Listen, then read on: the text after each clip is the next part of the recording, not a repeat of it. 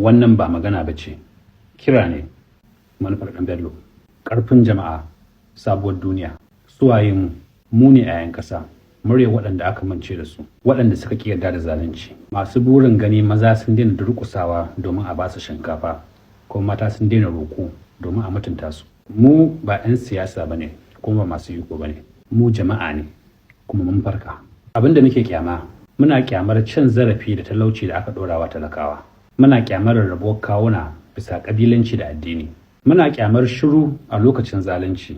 Muna kuma kyamar tsarin da yake ba mu waya a cikin rayukanmu yayin da manya suke cikin arziki. Abin da muke kuduri, mu kafa al'umma mai adalci da daidaito. Mu farfaɗo da al'adunmu, amma ba a matsayin kayan wasan kwaikwayo ba, sai dai a matsayin makami. Mu dawo da darajar malamai, manoma da masu fasaha. Mu tashi tsaye, mu karɓi iko daga hannun masu cutar da mu. Alƙawarinmu, ba mu yi alƙawarin samun sauƙi ba, kuma ba mu yi alƙawarin jin daɗi ba. Mun yi alƙawarin gwagwarmaya domin goben 'ya'yanmu da jikokinmu. Mun yi alƙawarin ƙarewa wajen gina sabuwar duniya da ke daraja ga kowa. Kalaman ƙarshe, idan za mu mutu, to mutu da hannu a sama, ba da hannu a cikin roƙo da bara ba. Ba ma neman shiga a gun kowa, zuwa muka mu girgije teburin. Ƙarfin jama'a, sabuwar duniya.